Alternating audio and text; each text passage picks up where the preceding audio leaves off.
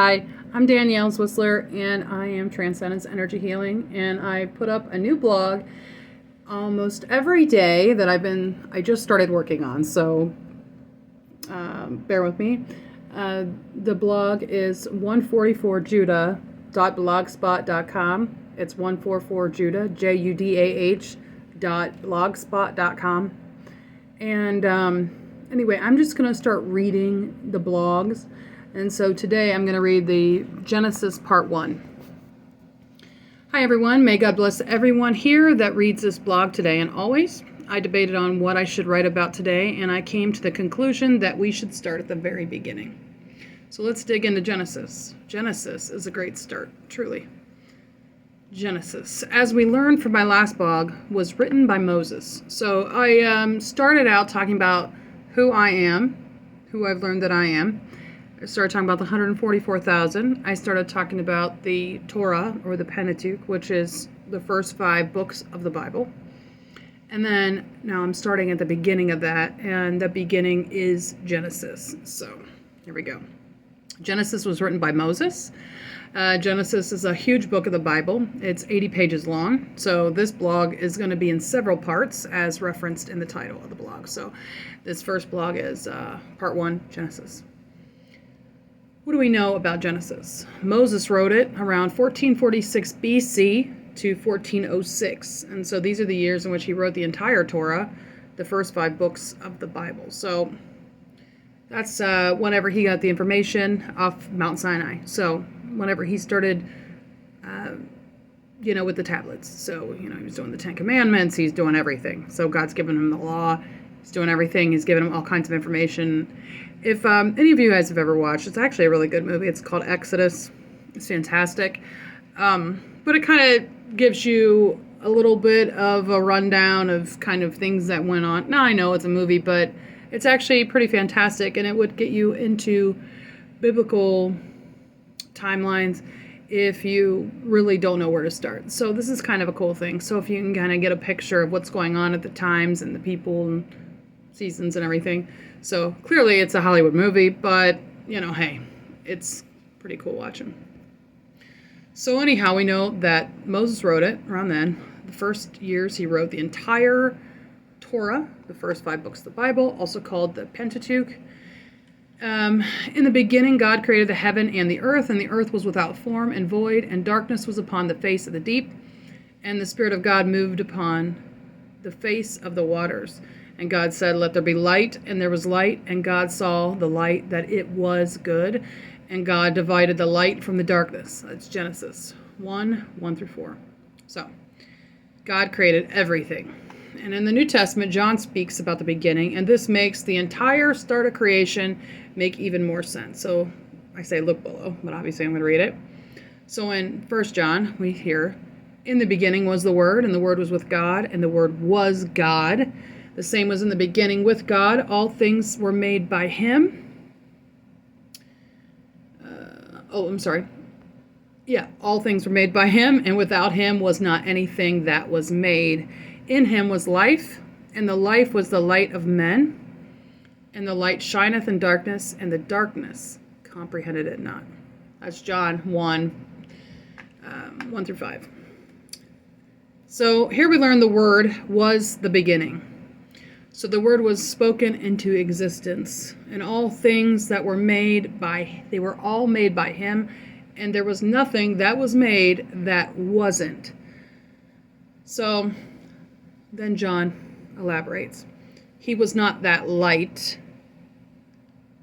John the Baptist was not that light, but was sent to bear witness of that light, which lighteth every man that cometh into the world. He was in the world, and the world was made by Him, and the world knew Him not. He came unto His own, and His own received Him not. But as many as received Him, to them gave He power to become the sons of God, even unto them that believe on His name, which were born not of blood, nor of the will of the flesh, nor of the will of man, but of God. And the Word was made flesh, and dwelt among us. And we beheld His glory, the glory as of the only begotten of the Father, full of grace and truth. So we know that Jesus is the begotten Son. John 3:16 says that, So not only that, what's that mean? It says, in the beginning was the Word. So we replace Word with Yeshua, which is Jesus. What does this mean? Well, in the beginning was Yeshua, right? And if you have ever questioned if Yeshua is God or the Son of God, the answer is right here in chapter 1 of John. And not only that, but he is the light that lighteth every man that come into the world. He is the goodness in all. When he got here, there were people that didn't know him. People that professed to know God, but as it says in John, the darkness comprehended it not. So remember, when Jesus was walking through and he's talking and doing all these steps, like, if you knew me, if you knew the Father, you would know me. And he's talking about, he's literally telling you the answer here. So we're going to go back to Genesis. God is in all things. Without God, nothing was in existence. He is the spoken word. He is creation. And when spoken, there was creation, so he begins creating. He's a perpetual God. So as the Father, there's nothing that exists outside of him, unless he existed all along. He is light. We know that he's energy. We know that this is God. And then as the Son, he came. God created light and divided the light from the dark and called the light day and the darkness night, and that was the first day. So that's on day 1. So he creates light. He divides the light from the dark. And on day 2, he said, let there be a firmament in the midst of the waters and divide the waters from the waters. And God called the firmament heaven, and the evening and the morning were the second day. God said, let the waters under the heaven be gathered together unto one place, and let the dry land appear, and called the waters seas, and the land earth. And then he brought forth grass, here yielding seed, and the fruit tree, whose seed is in itself, and that was the third day. So, if you want to know what came first, the chicken or the egg, he's telling you right here. He created the fruit tree, and the seed was in itself. All right? On day 4, God said, let there be lights in the firmament of the heavens to divide the day from the night, and let them be for signs and for season and days and year. And let them be for lights in the firmament of the heaven to give light upon the earth, and it was so. And God made 2 great lights, the greater light to rule the day, and the lesser light to rule the night.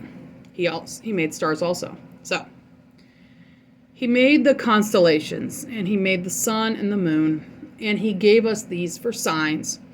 So this lines up with Matthew in the New Testament, when Matthew tells us the story of the voyage of the wise men, or the Magi, coming to see Yeshua's birth. So he's telling you that he has those up for signs and seasons. So when people say, oh, the zodiac is evil, oh, looking up at the sky for signs is evil. No, it's not. It actually says it right here. Day 5. This day God created sea animals and birds. Genesis mentions whales and every winged fowl. And he told them to be fruitful and to multiply, and to fill the waters in the seas, and to let the fowl multiply in the earth. Day 6. This day he said, let the earth bring forth a living creature after his kind, cattle and creeping thing, and beasts of the earth after his kind, and it was so. And God made the beasts of the earth after his kind, and the cattle after their kind, and everything that creepeth upon the earth after his kind. And God saw that it was good. And God said, let us make man in our image, after our likeness, and let them have dominion over the fish of the sea, and over the fowl of the air, and over the cattle, and over all the earth, and over every creeping thing that creepeth upon the earth. So, day 7, God ended his work which he had made, and he rested on this day. He blessed the 7th day and sanctified it. That means it made it holy. He made it holy, set it aside as sacred, consecrated, because that in it he had rested from all his work which God created and made. So when he made this holy, so what did he do to it? He said, He made it holy. So he made all these days, created all these things, and those are the days that we are to worship God. We are to align ourselves with God, talk to God, pray to God, worship God on that day. And is the Sabbath Sunday? No. Sunday is the first day of the week. Okay? And if you didn't know some of this stuff, that's okay, because when you start seeking, that's when you start learning. When you actually go towards God and you want to learn, that's when the answers come to you. I was actually shocked for like a long time, and I know a lot of people are like, oh, you didn't know that? But that's okay, because we all start out not knowing stuff, right? So you can learn all this stuff too. And that's what my blog's about, 144 Judah. It's because I want to share everything that I've learned after seeking, praying without ceasing. Several years now, I've been working so hard trying to get to know God better, and it has been amazing. And I will tell you this, that it is not easy sometimes, but it is very fulfilling, and you will feel so much better about your life because you are learning so much. And anyway, I wish you a great day, and check out my blog at https://144judah.blogspot.com. Bye, guys.